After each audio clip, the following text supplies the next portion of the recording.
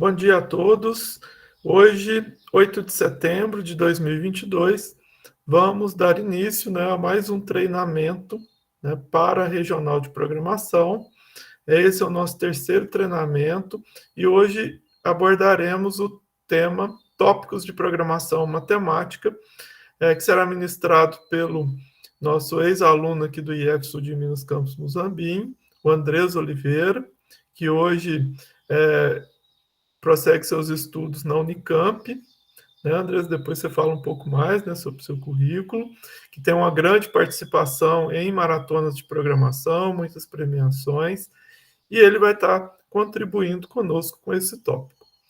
Então, Andrés, com a palavra, fique à vontade na condução desse treinamento. Desde já agradeço muito a sua colaboração conosco.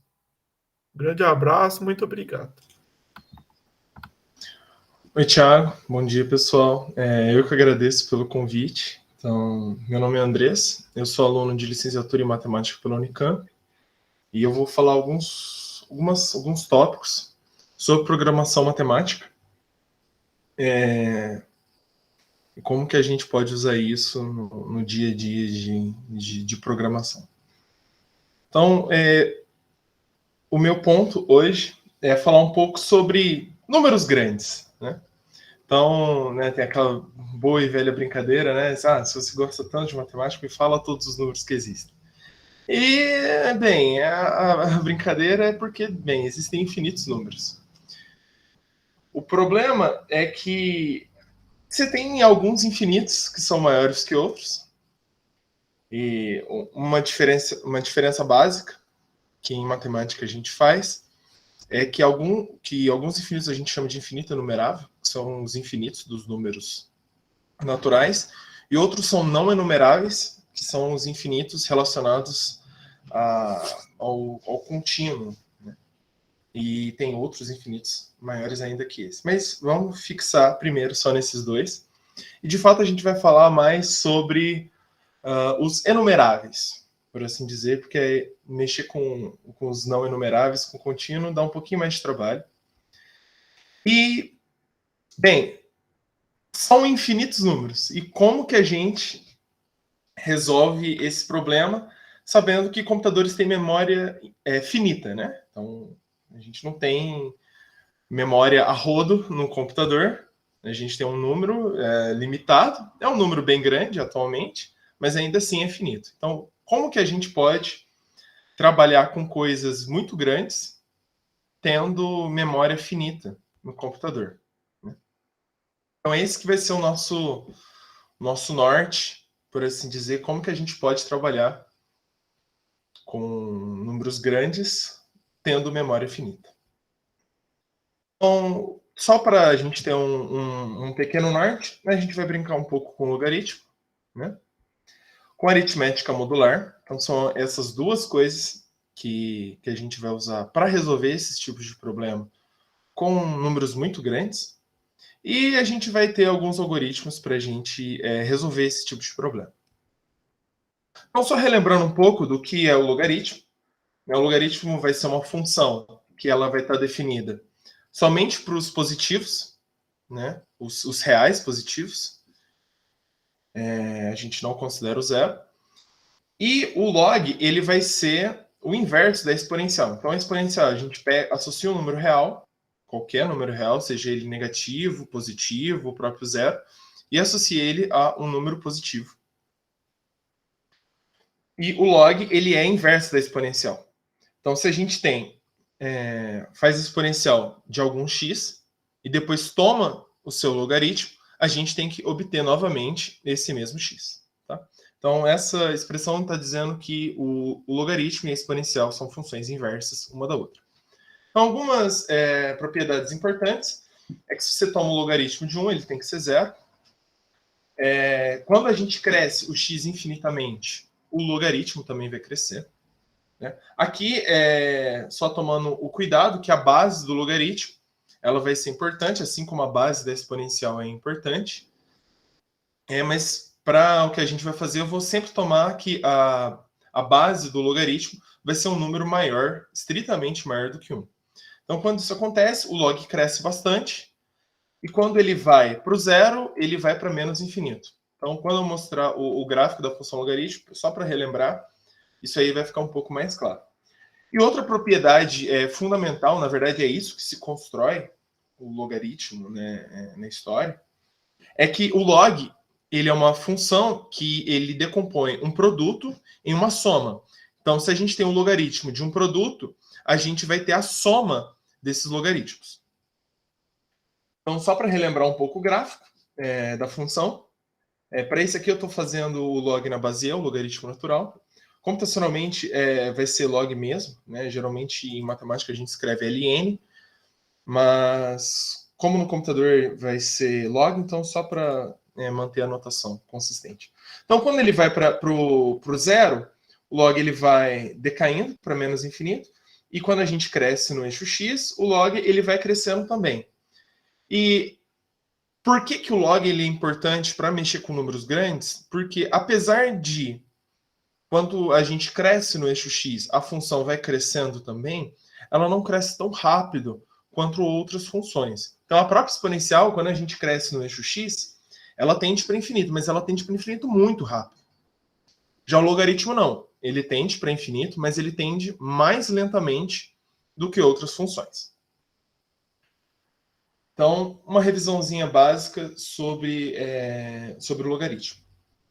Então, como que a gente pode ser usado? Como é que a gente pode usar o log ao nosso favor?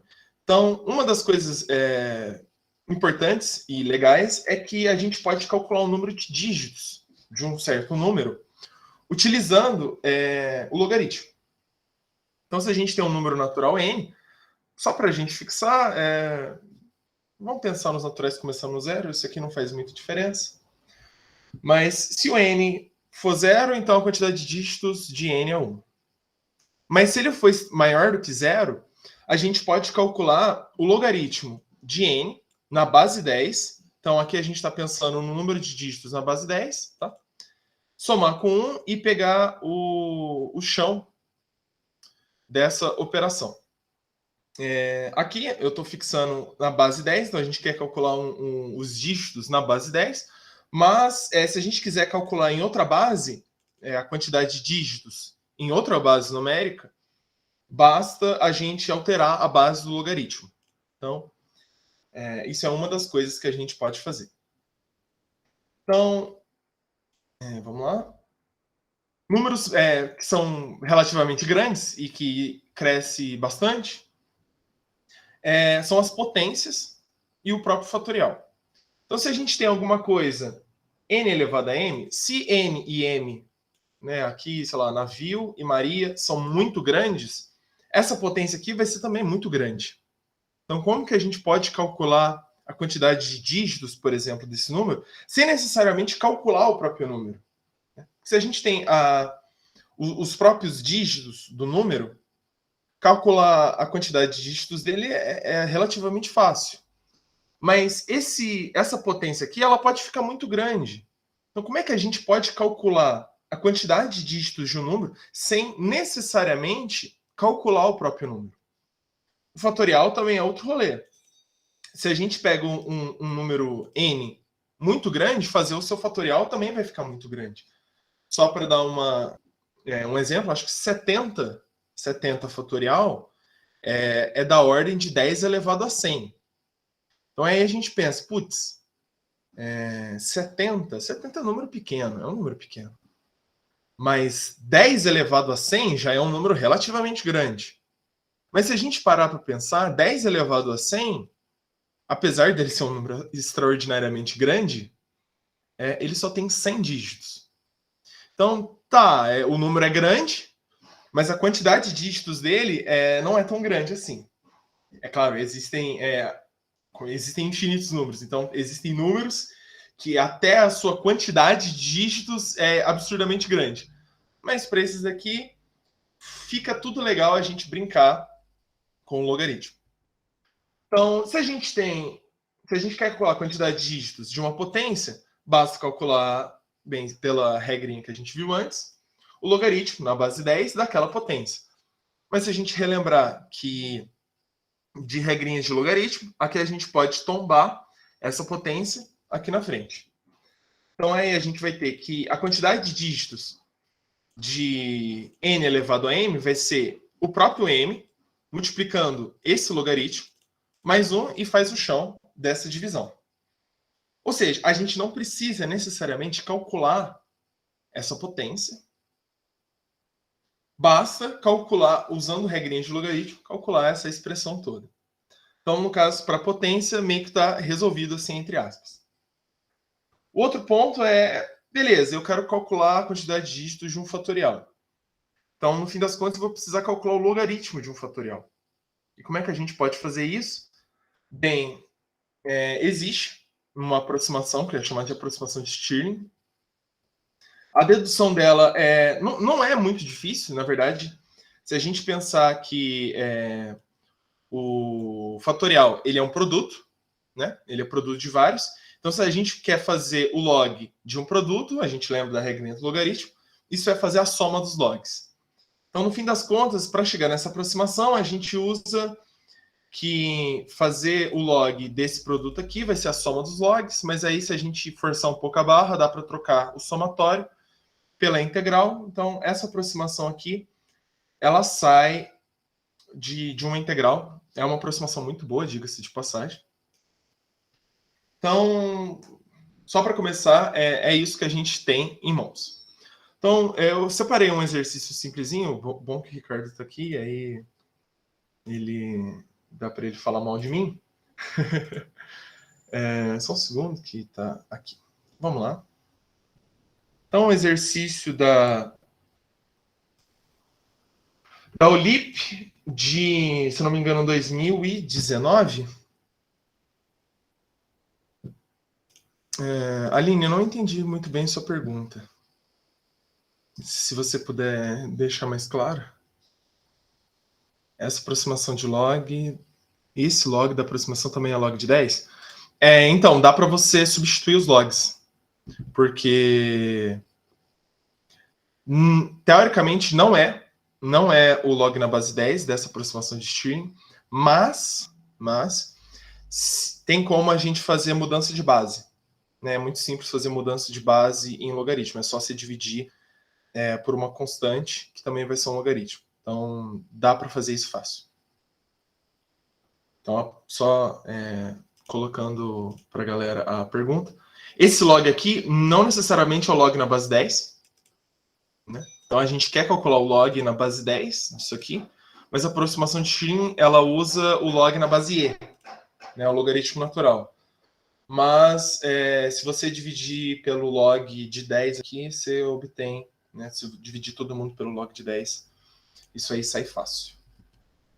Então, probleminha do Ricardo, da OLIP. Então, ele dá NM, e a gente quer descobrir quantos dígitos tem n elevado a m. Então, o Ricardo aqui, ele colocou um 10 elevado a 100, mas essa estratégia que a gente está bolando, ela serve mesmo para quando esses números aqui são bem grandes. Tá? Então, vamos lá, vamos começar a brincar um pouquinho de código. Então, deixa eu só copiar aqui. Então, vamos criar um novo arquivo, chamar de dig. CPP.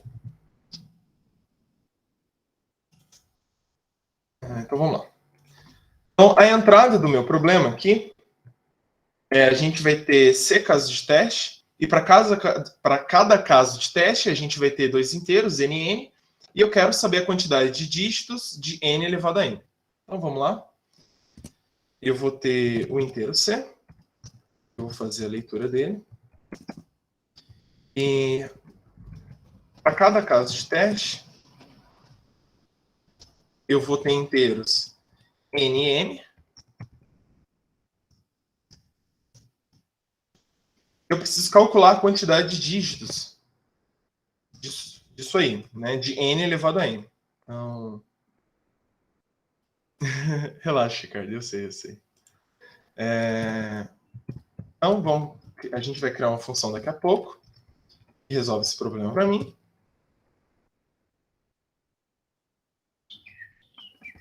Então, vamos lá. Vai ser recebe dois inteiros, int n e int m. Ela vai retornar alguma coisa. Então, só para ver se está funcionando direitinho, vamos ver, ele vai salvar. Beleza.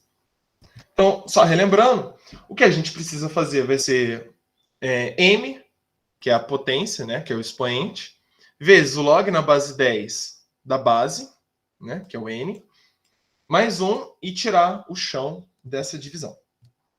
Então, vamos lá. A função que faz o arredondamento para baixo chama floor. Eu vou precisar fazer n, o expoente, vezes o log na base 10. Então, em C++ é só fazer log 10 de n, e eu vou ter que somar 1. Então, parece que está tudo ok. Então, eu tenho um inteiro C, que é a quantidade de casos de teste. Eu percorro C casos de teste. Para cada caso de teste, eu faço a leitura da base do expoente, e a contagem de dígitos é o log na base 10 daquele n específico, vezes o expoente, soma 1 e arredonda para baixo. Então, só para a gente fazer um teste aqui. Vou compilar aqui.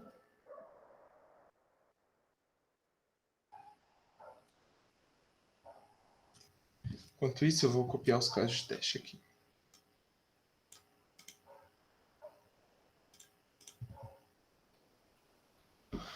Ai, senhor. Beleza, carregou. Então, vamos executar. Ó, primeiro caso de teste é 1 elevado a 1. E a saída do meu programa deu 1. Vamos ver. Bateu. Deu 1. 2 elevado a 10. Deu 4. Deu 4 aqui também. 3 elevado a 9. Deu 5. 5 aqui também. E 100 elevado a 100 deu 201. 201. Bateu. Então, se eu quiser passar vergonha ao vivo, né? Vamos tentar mandar isso aqui pro Uri. Não chama mais Uri, né? Chama Bcrown agora. Mas beleza. Só para... É o famoso quem sabe faz ao vivo, né?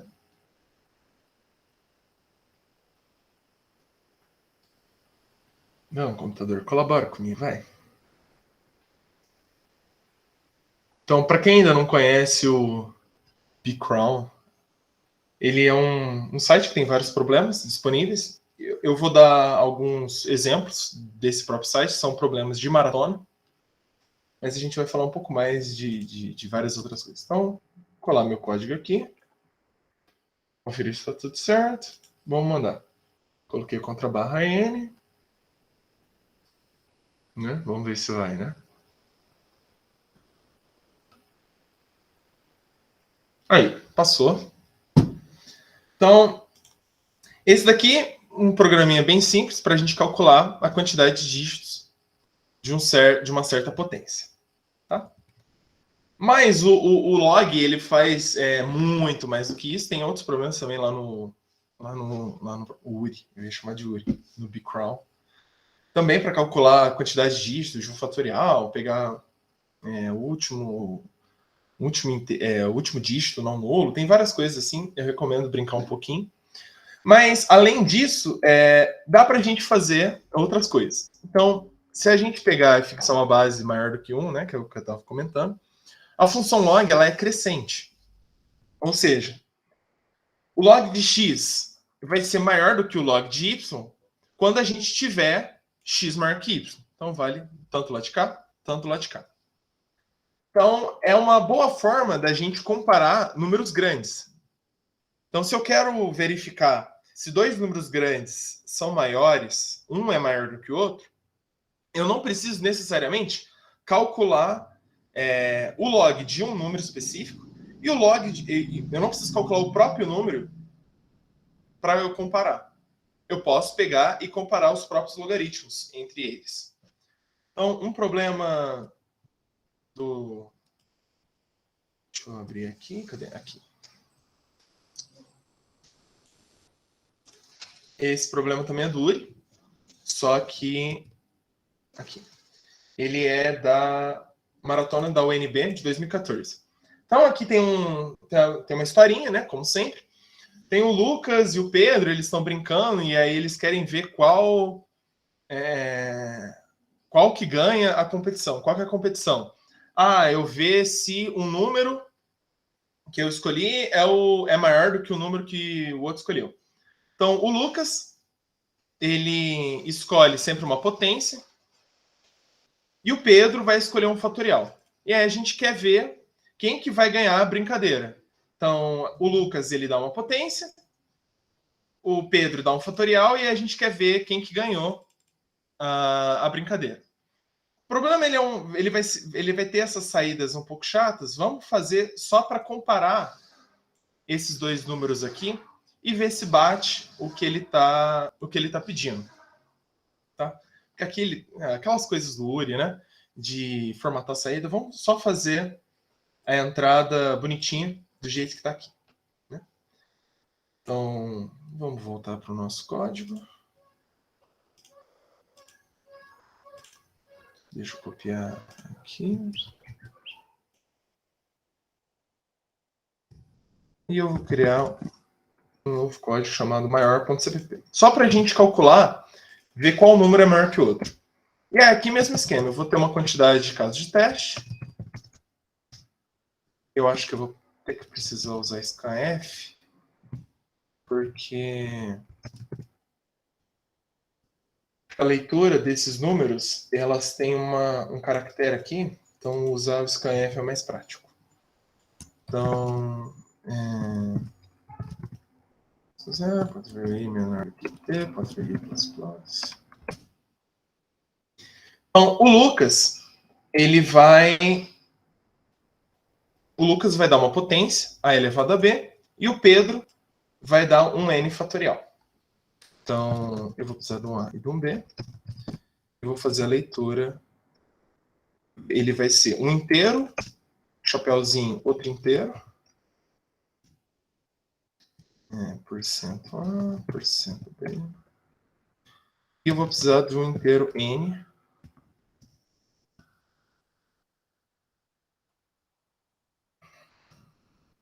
Beleza. Então, o valor do Lucas, a gente lê aqui.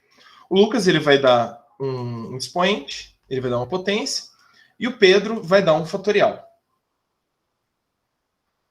Então, só aqui.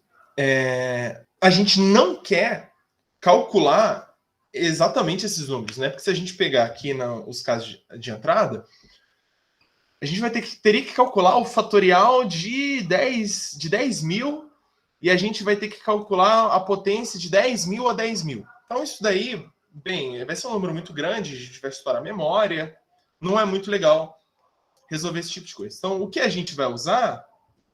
Cadê meu slide? Ele está em algum lugar aqui. A gente vai usar essas aproximações aqui. Então, a gente vai usar que a potência, ela tem essa regra do tom, e a aproximação de Stirling, ela dá para a gente uma boa aproximação do fatorial. Então, voltando aqui. Então, eu vou usar um double. O Lucas, ele vai ser a potência. Então, a gente, teoricamente, vai ter que fazer a elevado a b. Só que eu não vou calcular a elevado a b. Eu vou calcular o logaritmo disso, porque é isso que a gente quer comparar. Então, vai ser b vezes o log de a. Para esse exercício aqui, não importa muito a base que a gente vai usar o fatorial. Tá? Porque a gente não está querendo, por exemplo, calcular o número de dígitos de um número. A gente só quer saber se um é maior do que o outro. Então, eu escolho a base que eu quiser. Então, eu vou usar a base natural. Então, aqui, vamos usar agora o Pedro. O Pedro, a gente tem que calcular o n fatorial. Então, para isso, eu vou usar a minha aproximação. Então, ele vai ser n log n menos n mais metade de alguma coisa. Então, vai ser n vezes log n menos o próprio n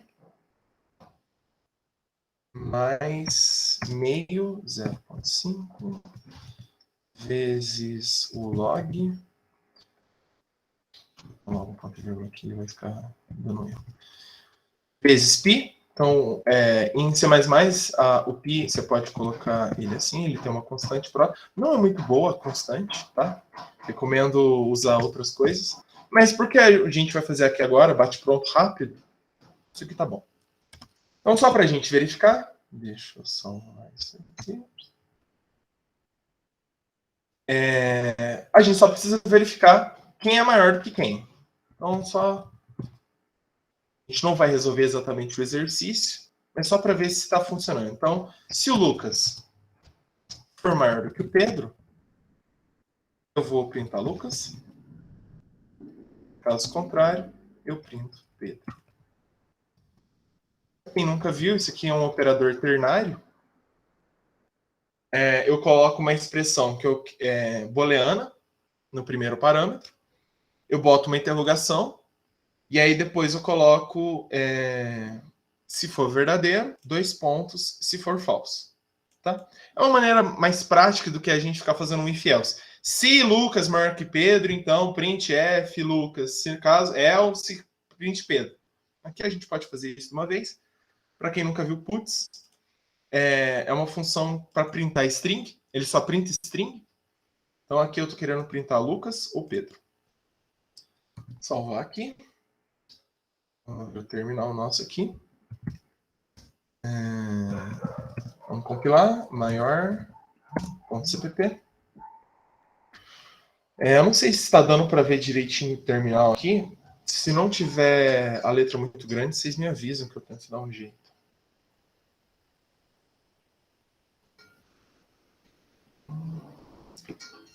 Demorando para compilar. Computador bom é outra coisa. Não, o puts não tem o contrabarra em, não precisa. Ele já, na hora que ele vai printar, ele já coloca a quebra de linha automático. Mas é só para string, não tem como você formatar string. Beleza, compilou.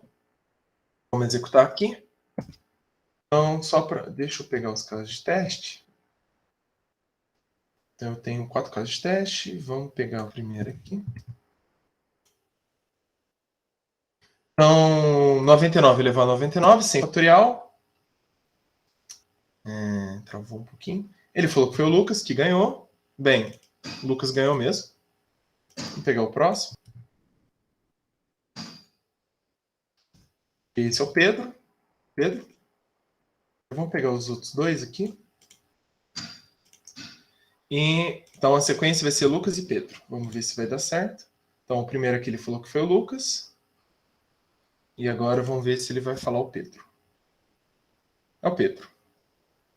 Então, essa é uma maneira simples da gente comparar números grandes usando esse recurso do logaritmo, sem necessariamente calcular propriamente dito os valores. Então, aqui, em nenhum momento, eu estou calculando a elevado a b, e em nenhum momento estou calculando n fatorial.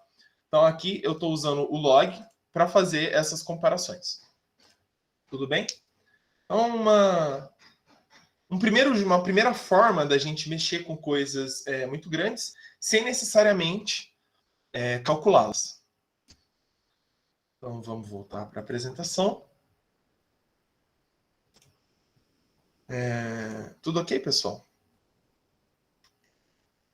Então, essa é uma das maneiras da gente roubar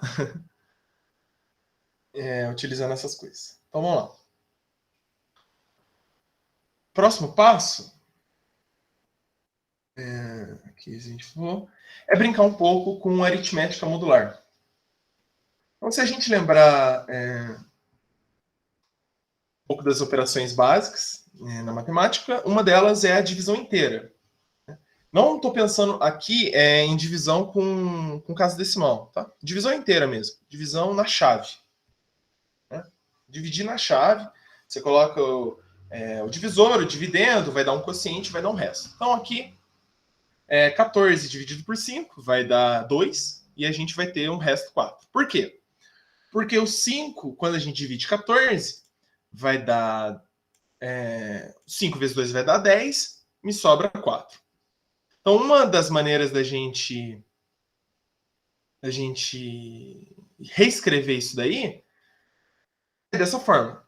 Então, dividir 5, quer dizer, dividir 14 por 5, dando 2 com o resto 4, é uma das maneiras da gente dizer que o 14 pode ser escrito como 5 vezes 2, que dá o 10, mais 4, que é o que sobra, o resto.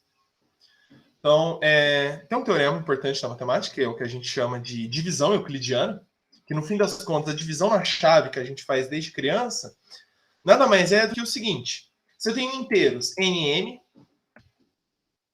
e o que a gente faz na divisão na chave, a gente está mostrando que existe dois caras, que eu chamei aqui de Q e R, que é o quociente e o resto, de modo que a gente consegue dividir. Então, isso aqui, o que a gente está falando, a gente está dividindo M, a gente está dividindo Maria por navio. Ok? Então, a gente pode reescrever esse número M de Maria como sendo o N de navio vezes o quociente mais um resto. Com ainda uma restrição extra, que o resto ele vai ser menor do que o cara que eu estou dividindo. Tá? Então, isso é um negócio importante, porque se o resto for maior do que o N, quer dizer que eu ainda consigo continuar dividindo. Tudo bem? Isso é só uma maneira da gente reescrever algo que a gente já faz naturalmente. Né? A divisão na chave, com divisor, dividendo, quociente e o resto. É só uma maneira da gente reescrever isso. O problema não. Tá, o que isso tem a ver com o número grande, né? Se a gente observar, esses restos aqui, a gente tem, apesar desses números NM ser, sei lá, muito grandes, e a gente está querendo dividir coisas muito grandes por coisas muito grandes, a quantidade de restos que a gente tem é uma quantidade finita. Ela é limitada. A gente não tem infinitos restos possíveis. A gente tem uma quantidade muito bem definida de quais restos que a gente quer usar. Então, o que sobra na brincadeira, a gente chama de resto. Então, uma maneira da gente reescrever isso matematicamente é o que a gente chama de módulo, de mod. Então, quando a gente faz alguma coisa módulo alguém, a gente está pensando no resto da divisão por aquele valor. Então, dizer que M é congruente a R, mod N, é dizer que tanto M quanto N tem o mesmo resto na divisão por N. Tá? Então, sempre quando vê esse tipo de coisa, a gente está querendo pensar no resto da divisão. Então, se eu fixar o meu N de navio aqui, algum número, não importa o quão grande M possa ser, eu sempre vou ter um equivalente a ele no resto da divisão. Então, a gente, geralmente, na matemática, a gente define esse conjunto, né, que a gente chama de Zn, Z com o N, um Nzinho aqui subscrito, desculpa, que vão ser todos os restos possíveis. Né? Eu vou ter o 0, eu vou ter o 1, até o N-1, que é o último resto possível. E beleza, esse conjunto aí, dentro lá do mundo de todos os conjuntos, é um conjunto bem definido. Mas o que a gente quer fazer, o que a gente faz, a gente não fica mexendo com o conjunto simplesmente por ele ser um conjunto. Né? A gente geralmente coloca uma estrutura nesse conjunto. Com estrutura, quer dizer que a gente consegue fazer as operações básicas da matemática. Então, a gente pode definir uma soma nesse conjunto, né? E que a gente consegue sempre cair dentro desse próprio conjunto. Então, se a gente quer somar dois números, x e y, dentro desse conjunto, a gente soma eles normalmente e pega o resto da divisão pelo n. Tá? Depois eu vou fazer uns exemplos para a gente entender como isso aqui funciona. Mas a coisa boa né, disso daqui é que a gente ganha uma estrutura. Então, em matemática, né, a gente tem em álgebra um negócio que a gente chama de grupo. No caso, esse aqui é um grupo abeliano, porque ele é comutativo. Né? Se eu somar x com y, eu vou conseguir somar y com x. E lá dentro, a gente consegue, tendo essa estrutura, a gente consegue fazer a soma e a sua operação oposta, que é a subtração. Então, dentro desse conjunto Zn, a gente consegue fazer soma e subtração fino do fino, sem problema nenhum. Então, só um pouquinho de álgebra, né? No Faramar, brincar um pouco de álgebra. Então, dizer então que esse conjunto aí forma um grupo é dizer que ele tem uma operação bem definida, no caso a soma. Né? O que é a soma? A gente soma dois números e pega o resto da divisão e ele vai cair de novo nesse conjunto. Essa operação ela vai ser associativa.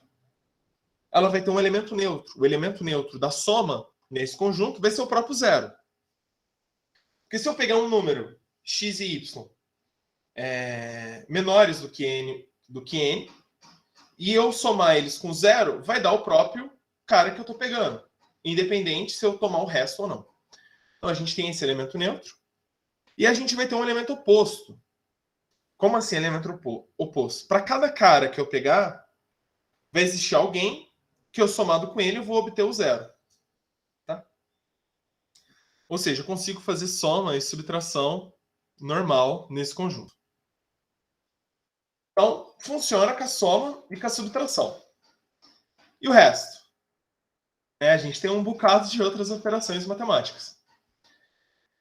De brinde, nesse conjunto, e importante, nesse conjunto, a gente ganha que a multiplicação funciona também.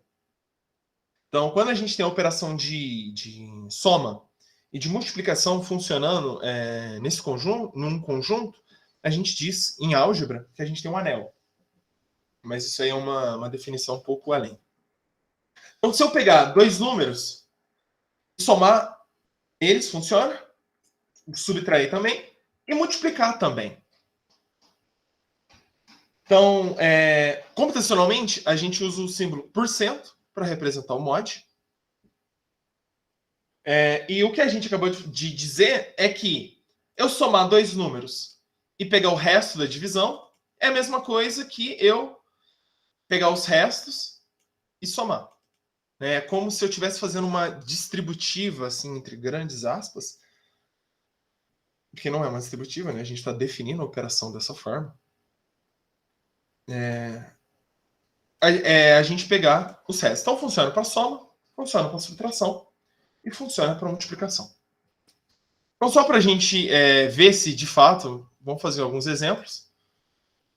Então, eu vou usar Julia. Então, Julia é uma linguagem, eu estou fazendo uma matéria esse semestre, a gente está usando bastante Julia, mas é só para... porque ele é mais prático, mais rápido. Então, eu só abrir um terminal aqui só para a gente ver. Então, se eu fizer o 14 mod 5, o que isso daí significa?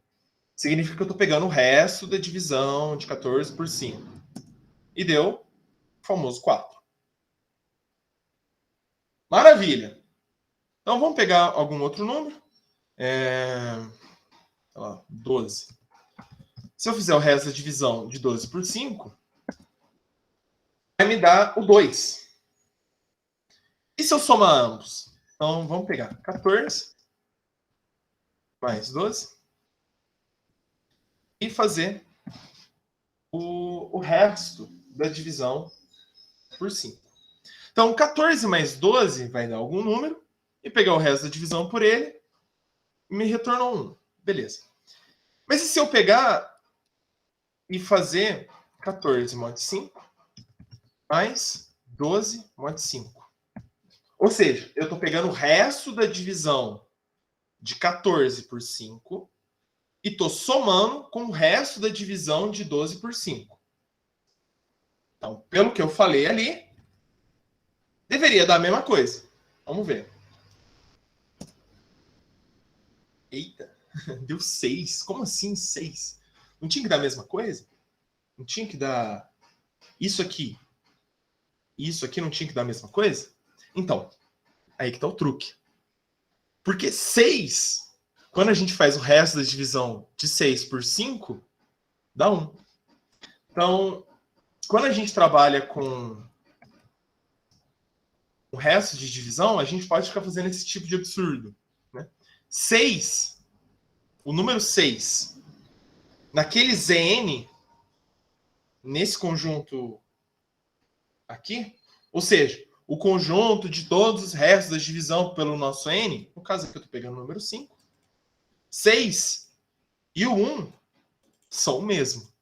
É meio bizarro, mas se acostuma. Né? Porque, só retomando, deixa eu voltar um pouco mais aqui. Quando a gente está fazendo mod n, a gente sempre vai considerar os restos da divisão. Os restos das divisões. E não necessariamente o número em si. Tudo bem? Beleza. Conseguimos. Isso daí tudo tá beleza. Por enquanto, tudo tranquilo. Então, a gente consegue fazer soma, desde que a gente fique tirando o resto da soma toda hora. Funciona com a divisão, funciona com a multiplicação. Vamos fazer só mais alguns exemplos, só para a gente sacar o que está acontecendo. Então, vamos pegar o próprio 7 aqui. Então, a hora que a gente faz 7 mod 5, dá 2. E se eu pegar, vamos, a gente já viu que o 14 mod 5 dá 4, né? Então, se eu fizer 7 vezes 2, 7 vezes 2, mod 5, isso aqui vai dar o 14, a hora que eu pego o resto, vai me dar o 4. E se eu fizer agora o 7 mod 5, oh Deus do céu, 7, resto da divisão por 5. Eu fizer o 2, resto da divisão por 5. E eu fizer ambos, eu vou obter 4. Tá? Então, só um exemplo, só para a gente ver que de fato isso acontece. É claro que às vezes pode acontecer igual a gente viu aquela hora. Então, se eu pegar, por exemplo, vou pegar uns números um pouquinho maiores. 159 vezes 456. Bons números, bons números. E fizer o resto mod 5, olha, deu 4 de novo. Porque resto 5 não tem muitos números.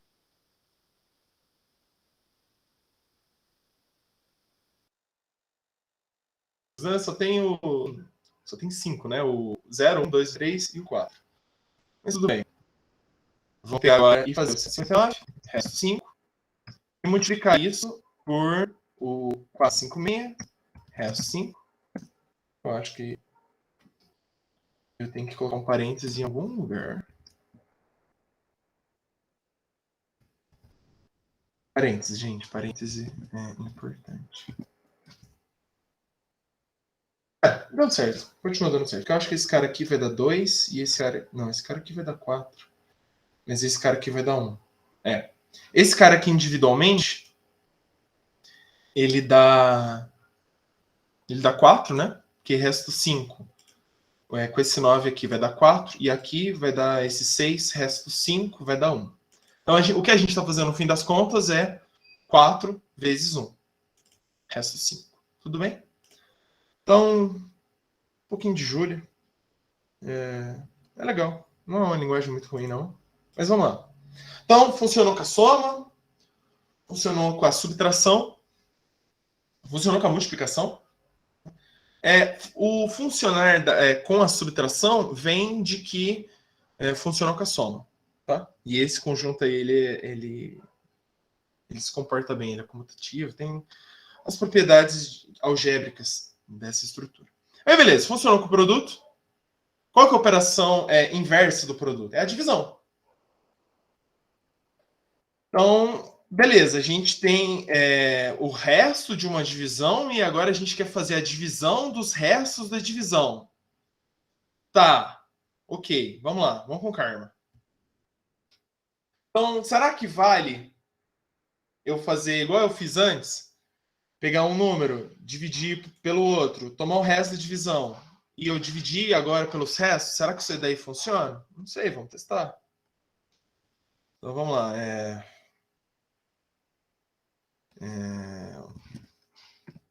23 dividido por 7. E vamos pegar o resto da divisão por 5. Vamos ver quanto isso aqui dá. Deu 3. Então, 23. Resto da divisão por 5. Agora a gente tem que fazer dividido por 7 mod 5. Será que vai dar? Não testei. Ó, deu diferente. Tá. As coisas saíram um pouco do controle, então. Porque antes a gente tinha, tudo beleza, tudo maravilha, né? Tinha algumas coisas esquisitas, que 6 era igual a 1, mas quando a gente pensava no resto da divisão, funcionava bonitinho. Aqui, nem se a gente forçar a barra, dá certo. Por quê? Porque o 3 e o 1, eles são diferentes, e também são diferentes no resto da divisão por 5. E agora? Socorro. O que acontece? Né? Então, o que a gente fez aqui? A gente fez a divisão de 3 por 7, tomou o resto da divisão por 5, deu 3. E agora a gente pegou a divisão de 23 por 5 e dividiu por 7, deu 1. Né? Tem solução? Vamos ver. Então, a gente pode fazer a distributiva do mod em relação à divisão? A gente viu que, não, parece que não, né? Então, vamos pensar que a gente tem esses dois números e a gente quer dividir o x pelo y. Como é que a gente pode fazer isso? Então, vamos pensar um pouco antes. O que significa eu tentar dividir alguém por alguém? Tá? E aí a gente chega nessa ideia de que a divisão nada mais é do que a operação inversa da multiplicação. Então, o que a gente quer buscar não é exatamente a divisão, do jeito que a gente está acostumado, e sim a inversa da multiplicação. Mas o que significa ser inverso de alguém? Então, em vez da gente dividir por y, a gente vai multiplicar pelo inverso de y. Então, vamos pensar igual a gente estava fazendo antes. Tá. Eu tenho uma operação lá, que no caso é a multiplicação, e eu quero encontrar alguém que multiplicar pelo inverso vai ser a mesma coisa que dividir.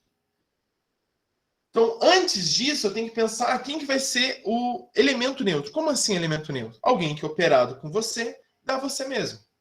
Então, na multiplicação, o cara que é responsável por isso é o número 1. 1 vezes x é x para todo x. Né? E agora a gente vai ter que fazer uma maracutaia para, tendo essa informação do 1, descobrir quem que vai ser o inverso do y. Então, a gente quer encontrar algum z,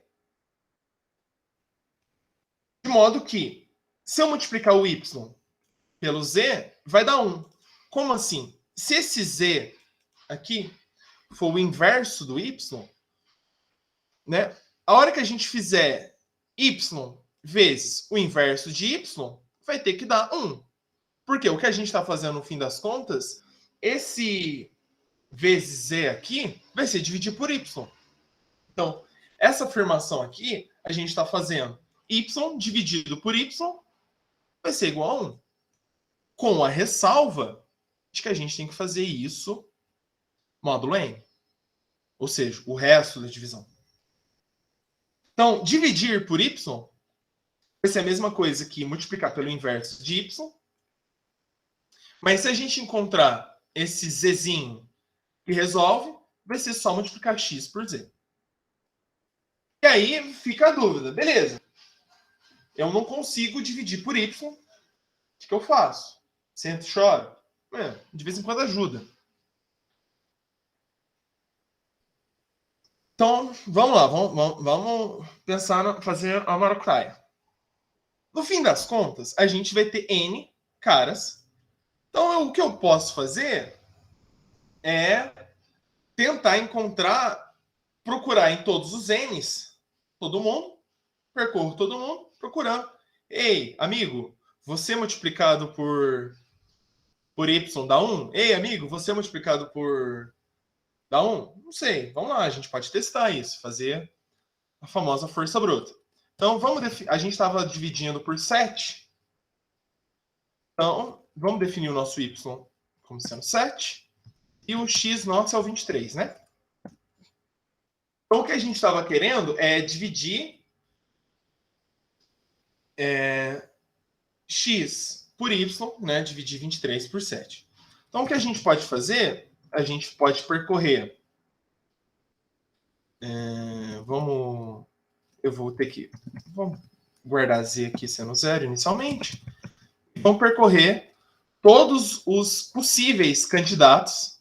Então, para aí, obviamente o 0 não vai ser, né? Porque tudo multiplicado por 0 vai ser o próprio 0.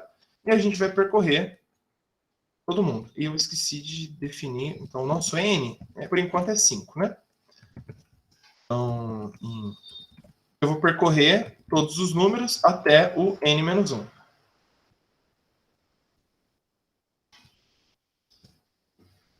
E aí, aqui dentro, eu vou verificar se o Y, que é o cara que eu estou querendo, multiplicado por esse I, se ele dá 1. E aí, se isso acontecer, eu vou falar que Z vai ser esse próprio I. Eu vou encerrar o negócio. End aqui, end if e end for. Beleza. Então, só um pouco de sintaxe de Julia, é um pouco parecido com Python, mas aqui eu estou percorrendo todos os valores dentro do intervalo de 1 até n-1 e verificando se o y vezes o i, ele dá 1. Se for, então o z vai ser aquele mesmo cara e eu encerro o meu negócio. Então, opa, por que você não funcionou? Deixa eu fazer um print aqui.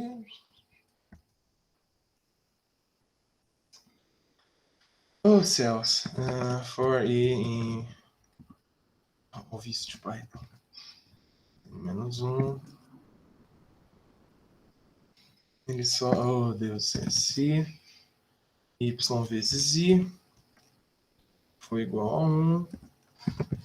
Vamos tentar diminuir para ver se ele...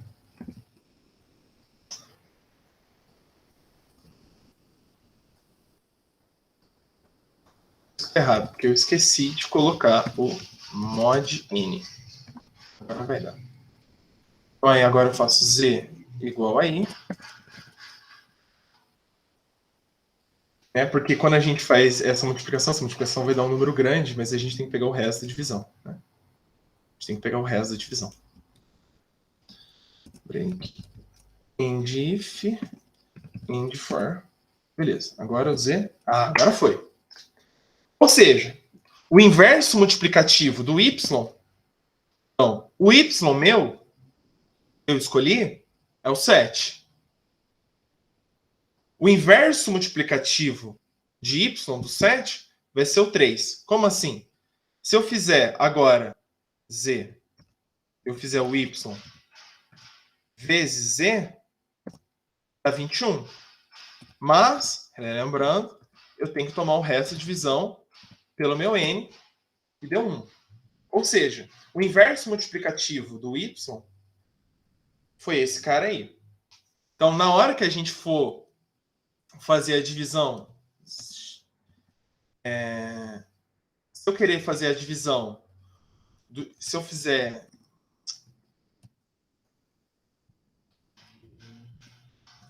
isso aqui, então, no fim das contas, o que a gente está querendo, na verdade, o que a gente vai fazer vai ser multiplicar pelo inverso de y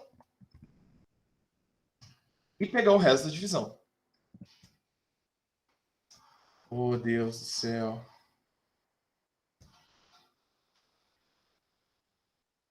Ali deu outra coisa. Deixa eu dizer, quanto? 23. É isso mesmo. Então, se eu fizer o x... Ah, porque aquela divisão não faz muito sentido. Beleza. Então, fazer o resto dessa divisão, tentar encontrar um cara, vai ser multiplicar por esse z aqui. Tá? Tudo ok com o inverso multiplicativo? Então, aqui só um teste rápido fazendo no Julia. Deixa eu só já fechar isso aqui. E a gente volta. Então, essa é uma maneira da gente tentar procurar esse número, ficar procurando do primeiro, varrer todo mundo, só que é um método ineficiente, né? Porque a gente tem que percorrer todos os números possíveis. Então, existe uma maneira da gente fazer isso, que é usar o próprio algoritmo da divisão de Euclides. Né? Vamos voltar aqui, em algum slide para trás. Aqui. É usar esse fato aqui de que a gente consegue dividir esses números. Né? Então, uma das maneiras, tem alguns algoritmos por exemplo, um algoritmo para você encontrar o máximo divisor comum, usa isso daí, e a gente pode usar essa mesma coisa para encontrar esse inverso multiplicativo. Então, aqui eu coloquei um código. Então, ele é meio feio, mas ele resolve o problema. Então, a ideia aqui é que eu tenho um número A e eu quero encontrar um inverso multiplicativo dele em relação ao número B.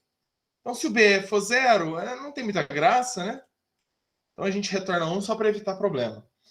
E aí, a gente fica fazendo a divisão euclidiana. Então, olha aqui que a gente está pegando o quociente e está pegando esse resto. E fica fazendo isso interativamente. Né? E aí, se um cara for negativo, a gente vai somando até a gente obter um cara positivo e a gente vai obter esse resto. Tá? Então, depois eu posso compartilhar esse código. Eu acho que depois eu vou mandar para o Thiago esse slide e aí fica com vocês. Isso daí. Então, beleza. Então, pelo visto, a gente consegue encontrar o inverso multiplicativo de alguém utilizando esse algoritmo, que ele é mais rápido do que você ficar varrendo. Aqui ele vai tirando o resto da divisão até encontrar como se fosse um máximo divisor comum, entre aspas. É bem parecido com o código de encontrar o máximo divisor comum, para quem não está acostumado. Mas beleza. Então, dividir por 0, vamos esquecer essa história que é meio atrapalhado. E vamos tentar encontrar inverso multiplicativo de todo mundo. Então, todo número que não é 0 vai ter inverso multiplicativo em Zn. Ou seja, se a gente pegar os restos da divisão e querer fazer divisão dos restos da divisão, dá certo? É isso que é a nossa pergunta. E não. Não, a gente não seria tão feliz assim se a nossa brincadeira funcionasse.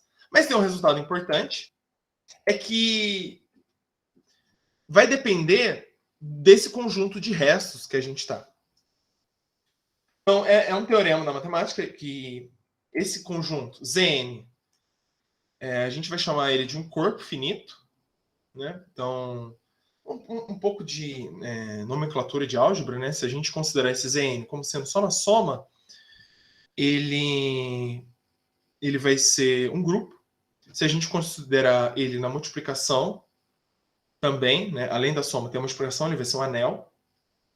Mas, quando a gente quer dividir, então, que é o que a gente chama de um corpo em matemática, né? A gente consegue fazer soma, subtração, multiplicação e divisão. A gente vai ter um corpo. E ele é dito finito porque Zn tem finitos caras. O teorema diz que todo número não nulo tem inverso multiplicativo em Zn se, só se, esse n é um número primo. Então, isso é um negócio bastante importante, porque principalmente quando a gente vai ver, vai estar em alguma coisa de maratona de programação, ou fazendo alguma coisa na mão mesmo, alguma coisa mais profissional, a gente só pega restos de divisão, geralmente, em dois casos. Quando é uma potência de 10, ou seja, a gente quer saber só os últimos dígitos daquele número, ou ele é um número primo. Então, isso é um negócio bastante importante. Então, geralmente, são dois casos que a gente pega resto de divisão, quando ele é uma potência de 10 ou quando é um número primo. Tá? Existem problemas que você vai ficar precisando ficar fazendo resto de divisão de coisas um pouco diferentes, mas, no caso geral, ou é um número primo ou é uma potência de 10. Então, só um probleminha para a gente brincar um pouco. Se eu tenho MK números inteiros, eu quero encontrar o binômio de M por K, só que mod N, onde esse N vai ser um 10 a 7 mais 7. Outra coisa interessante é que, geralmente, esses restos de divisão são números grandes, tá? Primos grandes. Então, 10 a 7 mais 7 é um número primo, tá? Para quem não conhecia. E só relembrar, a combinação, né, esse binômio de MK, é M fatorial dividido por K fatorial, M menos K fatorial. Tá? Então, vamos lá. Vamos abrir o nosso código. E vamos tentar resolver. Deixa eu pegar o vazio aqui. E vamos lá. Então, combinatório.cpp.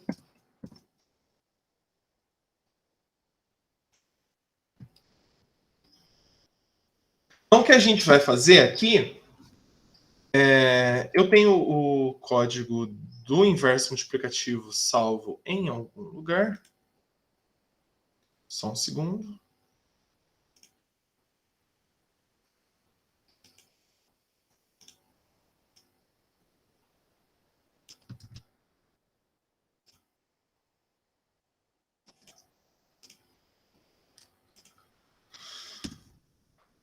Beleza. Aqui é aquele mesmo código daquela outra hora, tá?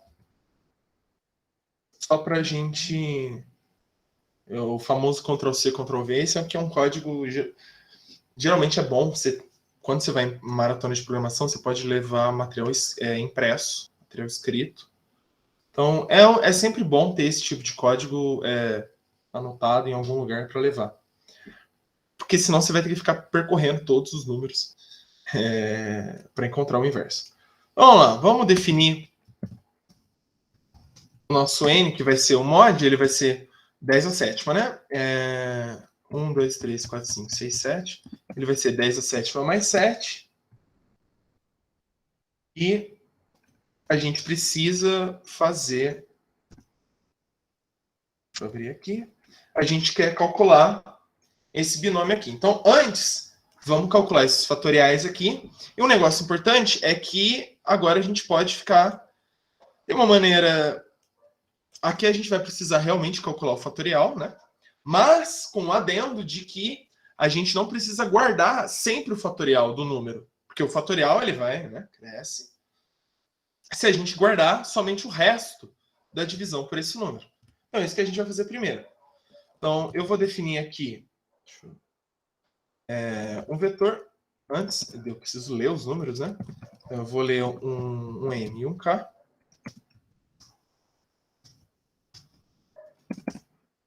E eu vou criar... fazer com inteiro, como esses números aí, eles podem ficar grandes, geralmente é bom usar long, mas a gente vai fazer uns exemplos baixos, então cabe no int. Mas sempre que for fazer esse tipo de coisa, é bom guardar um long, né, um int 64 e não um int 32, que é o que tem aqui. Então, vamos calcular os fatoriais. Então, o fatorial de 0, ele vai ser 1.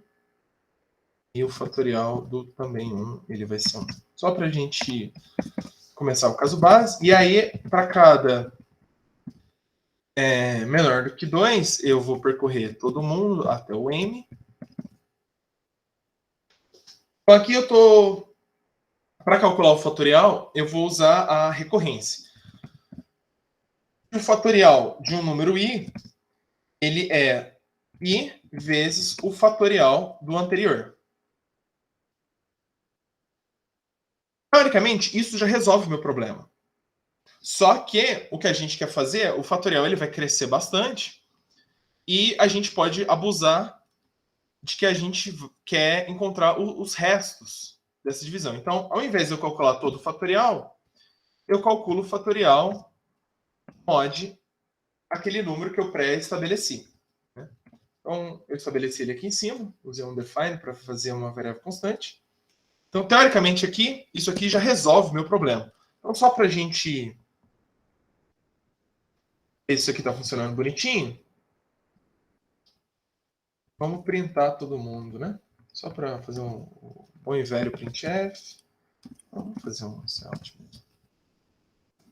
E aqui, fat in barra n. Tá salvo, não deu nenhum erro por enquanto. Por enquanto. E vamos compilar esse combinação.cpp. Ele vai demorar um pouquinho, né? Que beleza. E vamos executá-lo. Então, eu quero calcular a combinação de 15 e 4 a 4, por exemplo.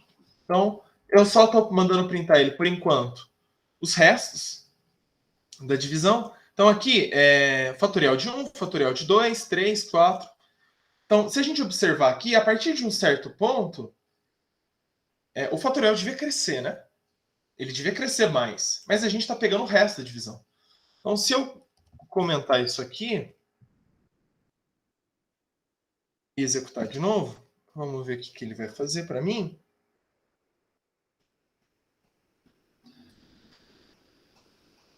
E mandar ele calcular de novo. Ó,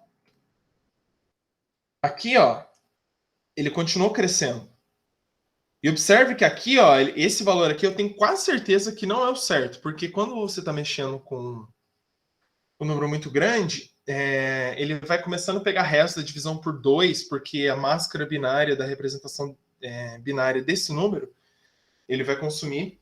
Então, recomendo pesquisar um pouco sobre fazer um overflow na variável. Então, se a gente... o fatorial de... a Aline mandou aqui que o fatorial de 12 já é história int. Então, a gente precisa, é quase uma questão de necessidade, usar o mod aqui. Beleza. Certo, então, vamos compilar de novo aqui, só para... não precisa agora não. Então, pelo visto está funcionando. Calcular os fatoriais direitinho usando o mod. Então, o que a gente quer, no fim das contas, é calcular o fatorial de m, dividido agora por esse outro fatorial aqui. Então, a combinação de m e k, a gente viu ali que ele vai ser o fatorial de m dividido pelo fatorial de k vezes o fatorial de m menos k. Só que a gente viu que fazer divisão não funciona muito bem. Então, já só para... Fonte C.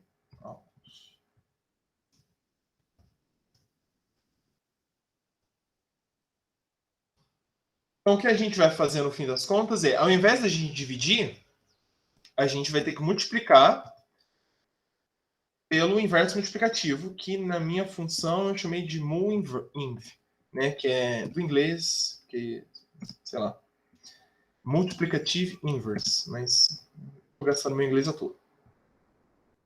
Então, aqui, nessa função, eu tenho que mandar o número que eu quero encontrar o inverso e eu quero mandar também inverso em relação a quem?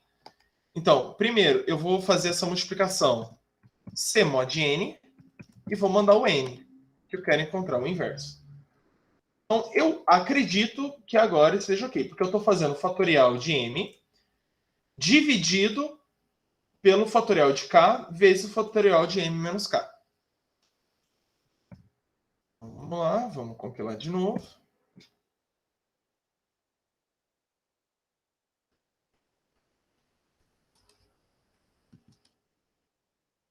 Então, se eu fizer 15 com 4, opa! Eu vou ter que usar long mesmo. Não queria, mas...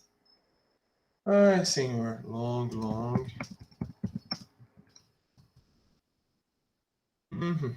E aqui vai ter que ser long também.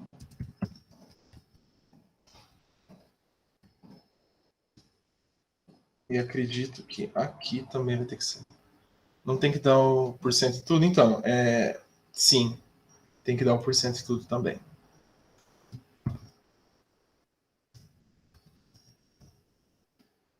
Obrigado, Aline. Aqui vai ter que ser... Aqui acho que não precisa, porque aqui eu já estou fazendo um mod. Mas aqui precisa.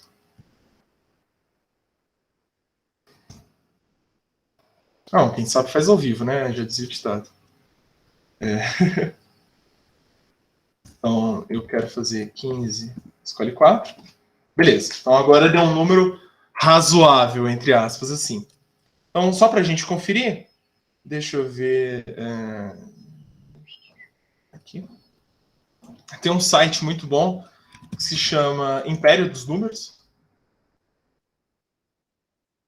E ele tem uma calculadora combinatória. Eu uso bastante. Então, só para a gente conferir se realmente deu o valor direitinho, 15 escolhe 4. Deu 1365. 1365. Então, bateu. Mas se a gente pegar um número... Não quero testar um número muito maluco, mas...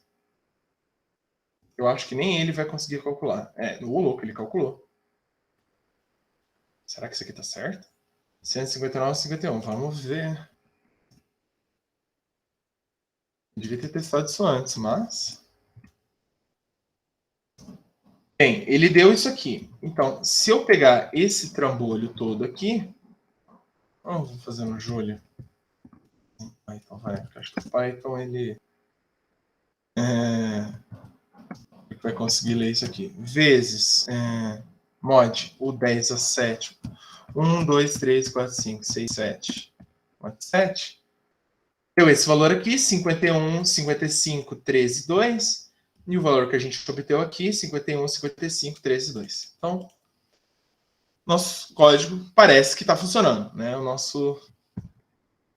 nossa ideia aqui de tentar fazer divisões com o resto. Então, só agora uma curiosidade que eu acho que também, só para a gente brincar um pouquinho, é que esse tipo de conjunto aqui, o Zn, ele tem um apreço muito grande para uma galera que mexe com algoritmos de criptografia.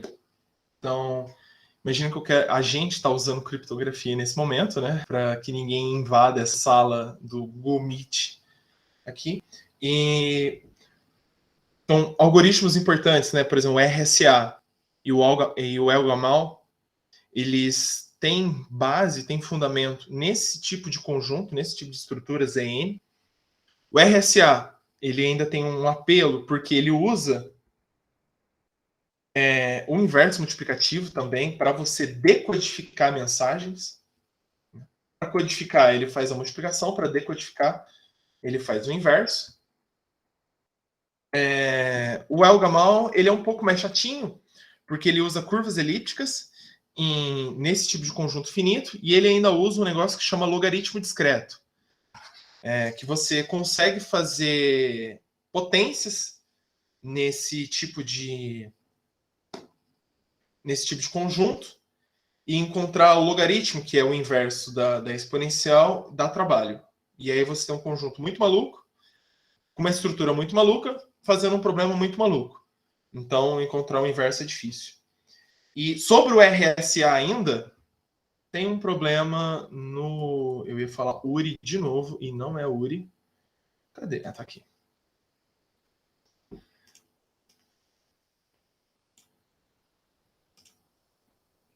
carregando, que foi um problema da Maratona Nacional de 2014, que é exatamente o algoritmo de RSA.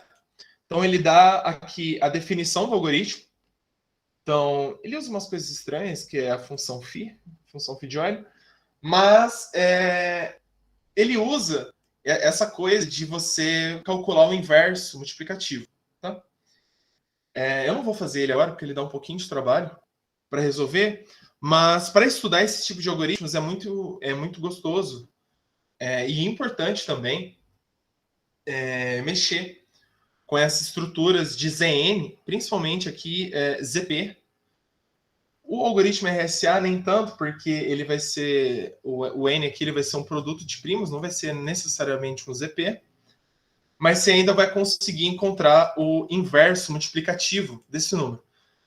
Então, aqui ele mostra como que você tem uma mensagem, você codifica a mensagem. No caso aqui, para esse exemplo, ele está considerando a mensagem como sendo um número, né? Eu estou querendo transmitir números, mas se a gente forçar muito a barra mesmo, qualquer mensagem que a gente vai enviar computacionalmente, ela vai ser um número binário, e esse número binário vai ser um número inteiro, e aí você pensa que ele é um número inteiro. Mas, novamente, forçando muito a barra. Então, o objetivo desse problema aqui específico do URI não é URI, é Bcron. Você vai obter você vai ter as chaves públicas, você vai ter a mensagem criptografada, e aí você tem que descriptografar essa mensagem. Então aqui ele dá a regrinha de como que você faz a criptografia, e aí a operação inversa da criptografia vai precisar usar o inverso multiplicativo. No URI eu não achei se tem alguma coisa do Elgamal, mas para quem é Elgamal algoritmo, é sempre uma boa. Então, ele usa umas coisas muito malucas. Wikipédia em português sempre muito sucinta, né? Aqui na Wikipédia de inglês, então aqui, ó, você vai ter o conjunto lá de 1 até menos e aí dá um pouquinho de trabalho, mas eu recomendo a leitura desse tipo de coisa, porque são algoritmos importantes. Então, esse é o tipo de coisa que vai além de maratona de programação, vai ser um conhecimento matemático e computacional bastante importante. Esses dois algoritmos, eles estão meio que sofrendo um pouco, por assim dizer, porque com o avanço é que assim, esses problemas, eles partem do princípio de fazer uma operação de ida é fácil e fazer a volta é difícil. O problema é que se você usar algumas coisas como computação quântica, você consegue burlar esse tipo de coisa. Então, para esses algoritmos, o RSA e o Elgamal, já existe algoritmos quânticos, né? O algoritmo de Shor é o mais famoso deles, que você consegue decifrar uma criptografia. No caso do exemplo do URI, os casos são bem baixos, então dá para fazer na força bruta. Mas os algoritmos de verdade que você usa no seu computador, os números são um pouquinho mais altos. Deixa eu ver se dá para ver um negócio aqui. Como é que...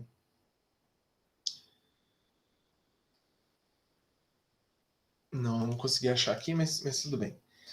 Os algoritmos de verdade, que são usados em criptografia, os números são bem mais altos, né? Então a força bruta dá um pouquinho mais de trabalho para você resolver.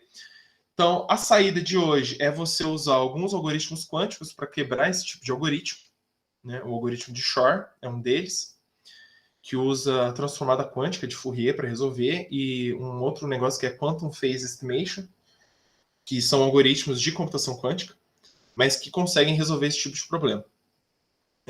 Duas coisas. Primeiro é que a computação quântica ainda está engatinhando, então os computadores quânticos hoje não resolvem ainda os problemas muito grandes, mas existe uma área de pesquisa em matemática e computação que se chama criptografia pós-quântica, que mesmo algoritmos quânticos não conseguem quebrar essa criptografia. Então, só uma coisa um pouco mais geral que envolve esse tipo de coisa. Eu também estou puxando a sardinha um pouco para o meu lado, porque hoje eu, Andrés, eu estou estudando computação quântica. É muito legal, gente. Recomendo. Vai além das coisas de maratona e tem algumas coisas bastante interessantes, matematicamente e computacionalmente. Tá? Então, voltando aqui para o que interessa, né? Saúde é o que interessa, o resto não tem pressa. Então, esse aqui é um problema de combinatória. Vamos pensar em um outro problema, né? Então, Harder, Better, Fast, Strong, música muito boa, recomendo ouvir Daft Punk. Então, voltando, então a gente falou um pouco da combinatória, que usa fatorial, commode. Vamos pensar agora na potência. Como é que a gente faz alguma coisa envolvendo potência? Então, aqui, para resolver esse problema, a gente vai usar uma técnica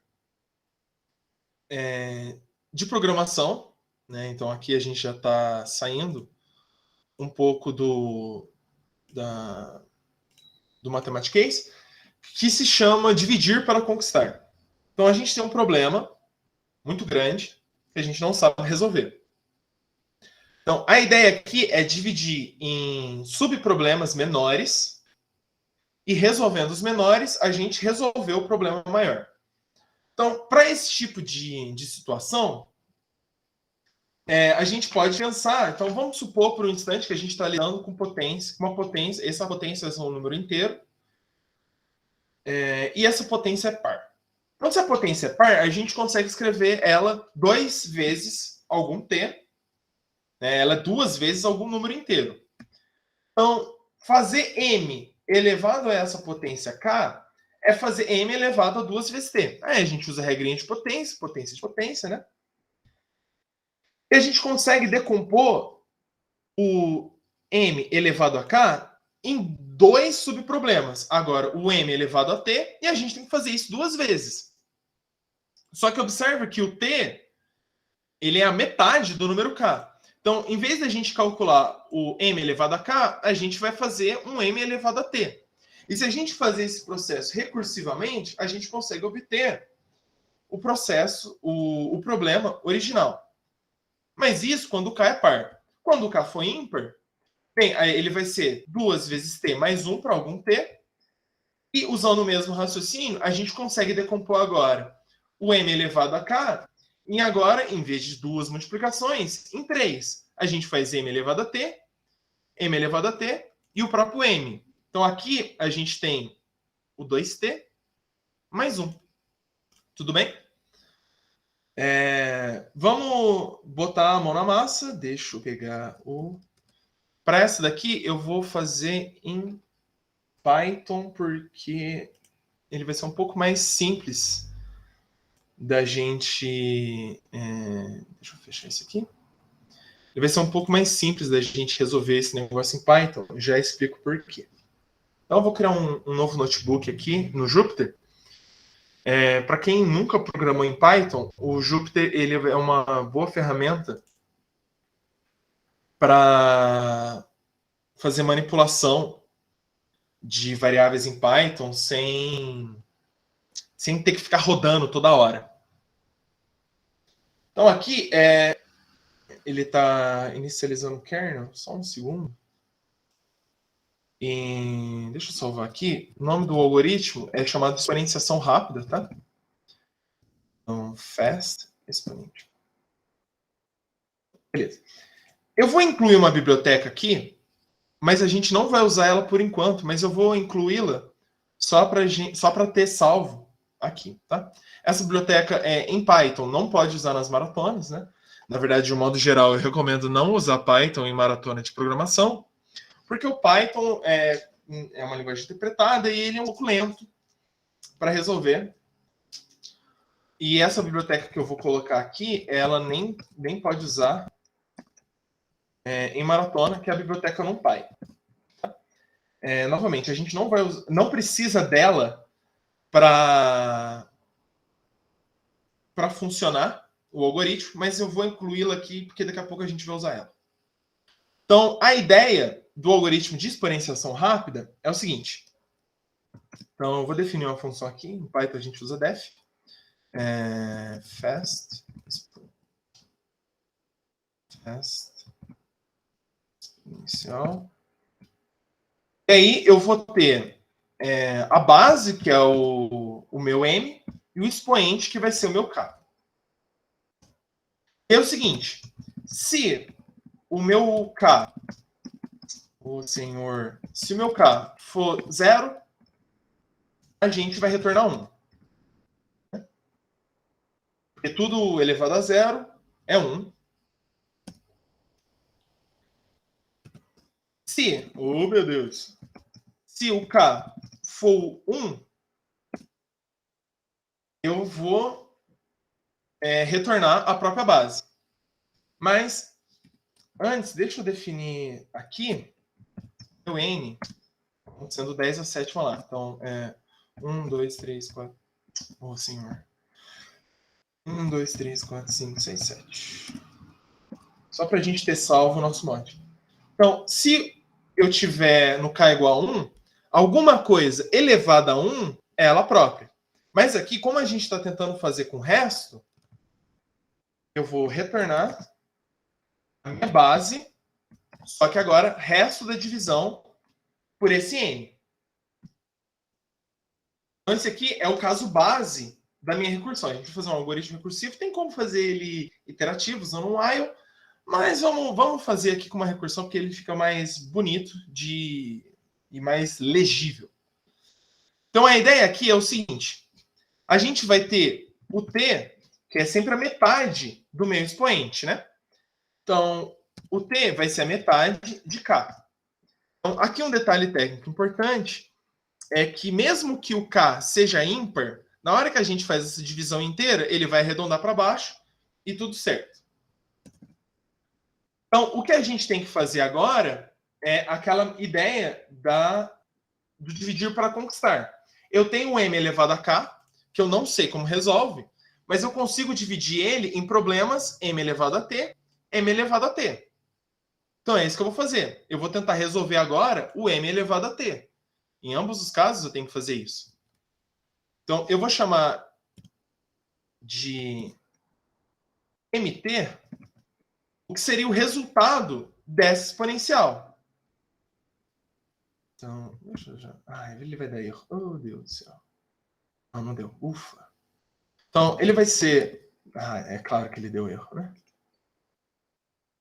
Ele vai ser o resultado dessa exponencial, da mesma base, M, só que agora com um expoente menor, que é o T. E aí agora a gente faz o seguinte. Se o meu K for par, então verificar se o número é par, é só pegar o resto da divisão por 2. Se o resto da divisão for 0, ele é par. Se for 1, é ímpar. Então, se o resto da divisão for 0, então o número é par. E aí eu vou ter que retornar. Então, como a gente viu lá, eu vou ter que retornar o M elevado a T vezes M elevado a T. Então, M elevado a T vezes M elevado a T. Só que não só, né? Porque a gente tem que se preocupar com um mod. Caso contrário, ele não é par, ele é ímpar. E aí eu tenho que fazer a mesma coisa. Eu faço M elevado a T vezes M elevado a T.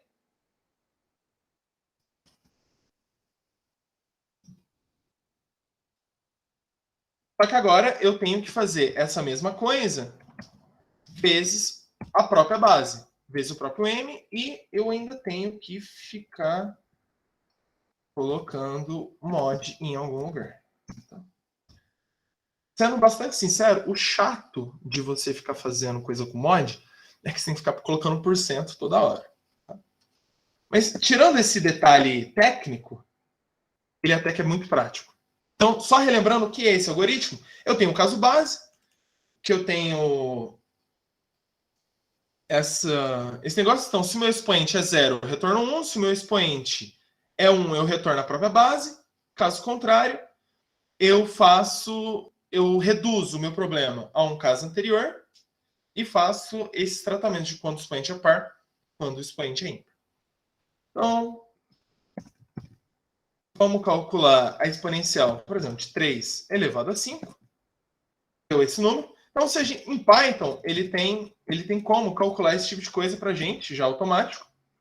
Mas se a gente pegar um número um pouco grande, ó, ele deu esse trambolho todo. Até que foi bem rápido. Mas, calculando aqui, com isso daqui, observe que a gente precisou pegar muito menos espaço de memória. Esse número aqui, ele requer um pouquinho de memória para a gente tentar calculá-lo. Esse aqui nem tanto. A memória que a gente usa nesse cara aqui, ela está limitada pelo nosso mod.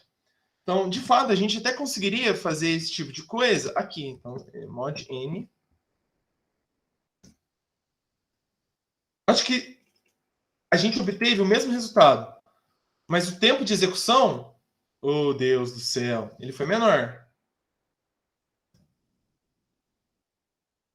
Aqui não. só porque eu falei, não é mesmo? Mas tudo bem. Deixa eu pegar um número um pouco maior.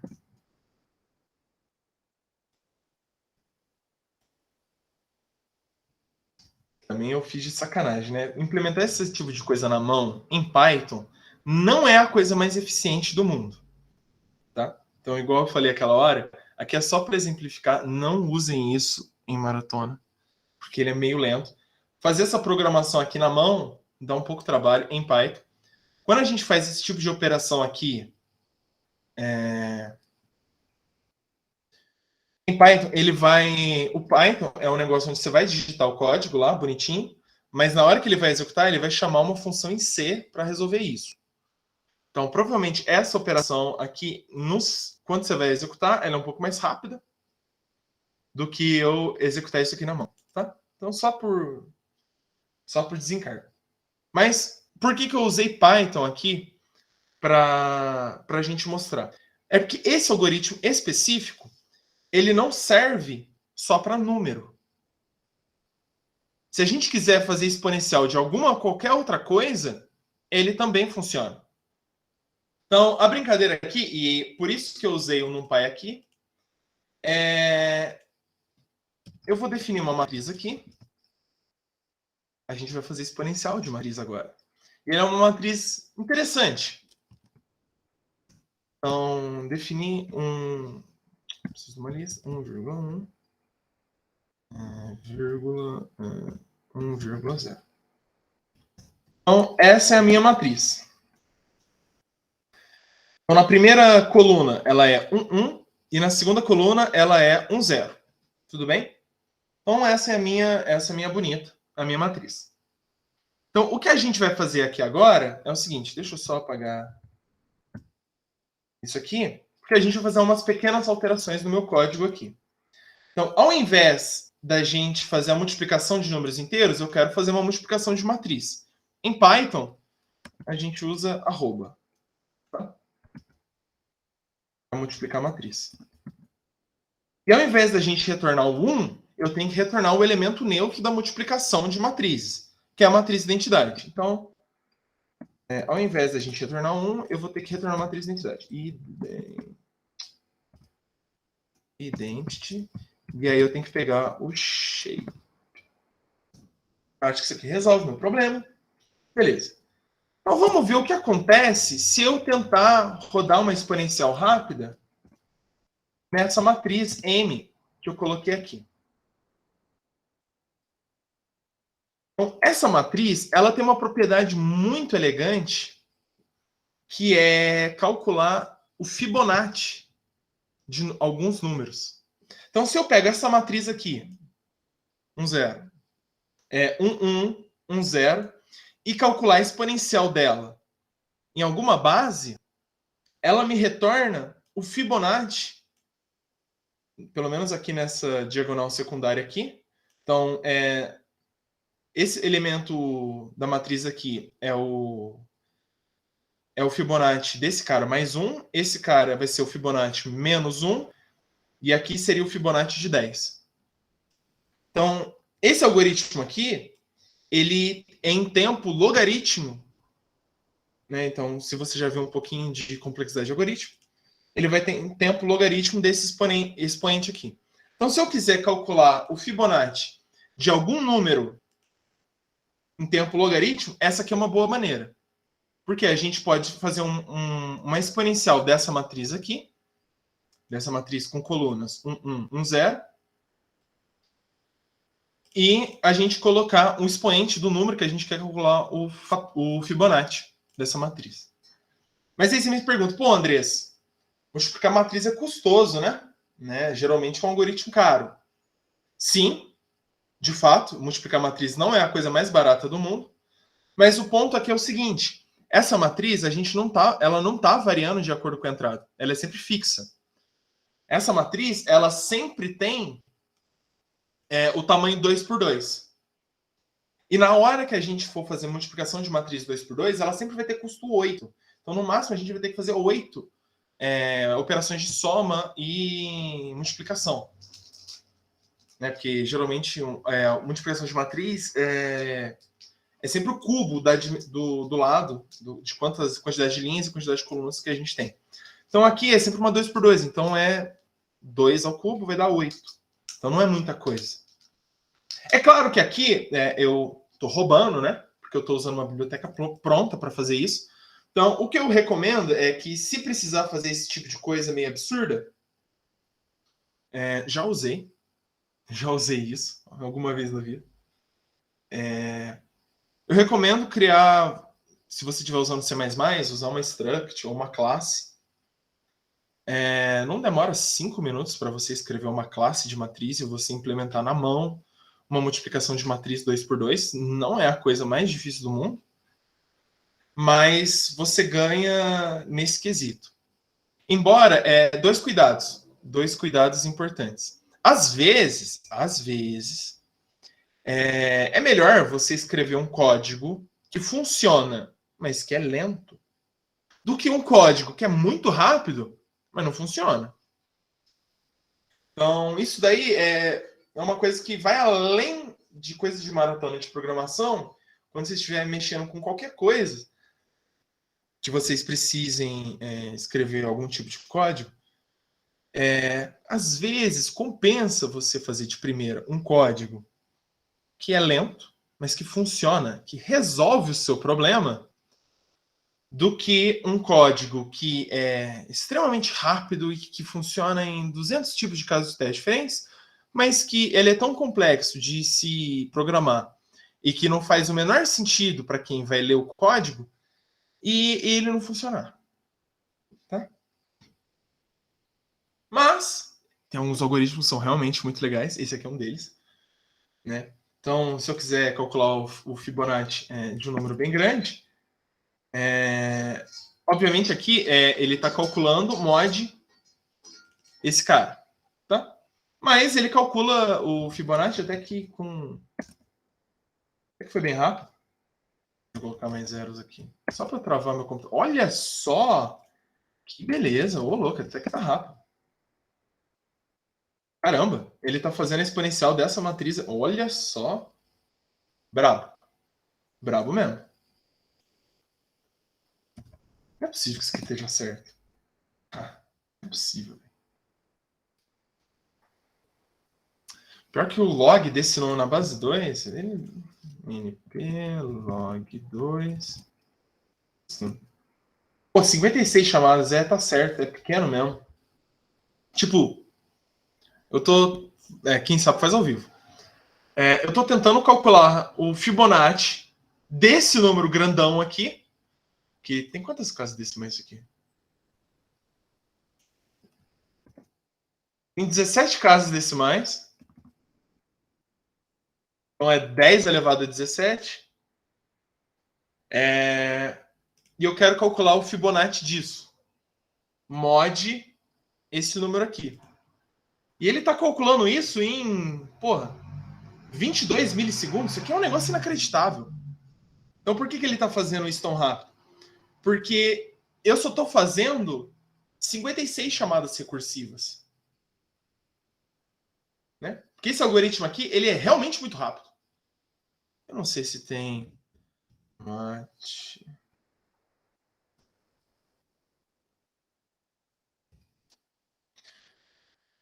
eu quero calcular a potência da matriz nessa aqui. Ele calcula a potência elemento a elemento. Ele não faz multiplicação bonitinho. Eu teria que ficar fazendo esse tipo de coisa aqui. Várias vezes. Ele me retornar um negócio parecido. Mas tudo bem. Então a ideia aqui é que esse algoritmo aqui, ele faz em tempo logaritmo, ele resolve metade dos seus problemas, mas, novamente, de vez em quando, às vezes é necessário fazer um código que é lento, mas funciona, do que um código muito rápido e que de vez em quando dá uns probleminhas. Esse caso aqui não é um deles, mas fica o alerta.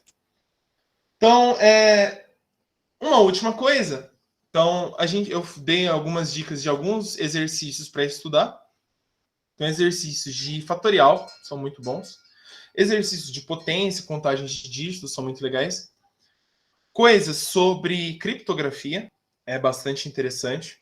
Evidentemente, isso vai além de maratona de programação. É uma área muito rica, muito grande. E rica também no sentido de dar dinheiro. Porque quando segurança pesa, dói no bolso.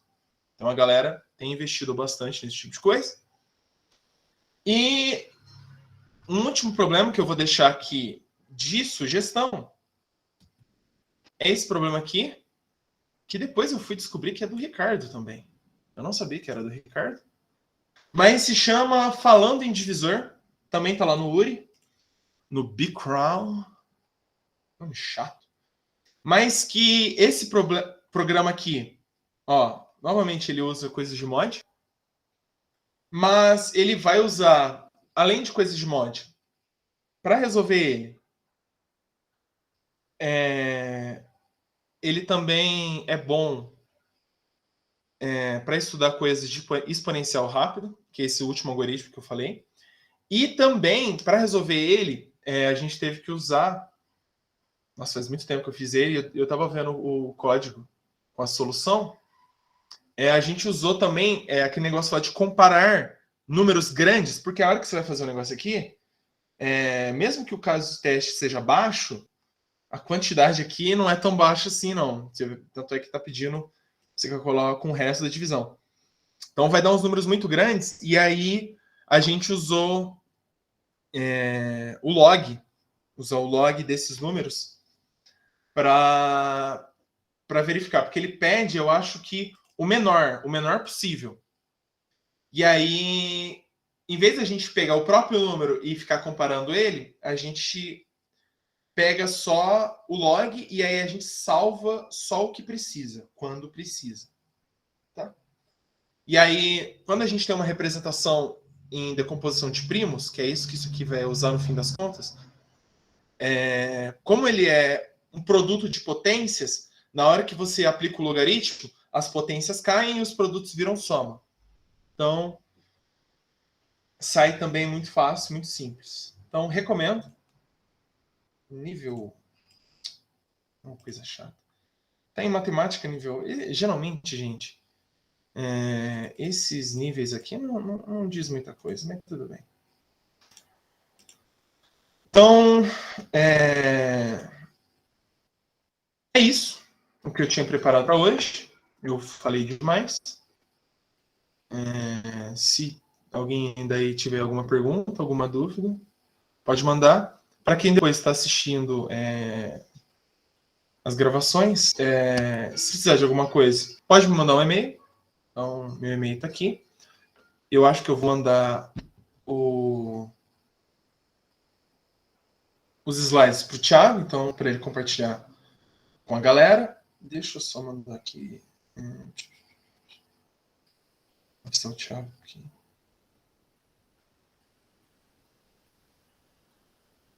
Então, é isso, gente. Qualquer coisa, qualquer dúvida, estou à disposição. Fica a recomendação daqueles exercícios. E é isso. E bom dia, Andrés, bom dia, demais participantes. Eu agradeço a participação de todos, principalmente do Andrés, tá, Andrés? Por ter colaborado conosco, ministrando esse treinamento. Não tivemos muitos, né, participantes, mas devido ao horário, mas com certeza o pessoal vai estar assistindo posteriormente. Né, agradeço muito a sua participação e sempre que tivermos algum evento, a gente sempre espera estar contando com a sua colaboração, tá bom? Obrigado, Thiago. Sempre estamos aí à disposição. Bem, então, muito obrigado, pessoal.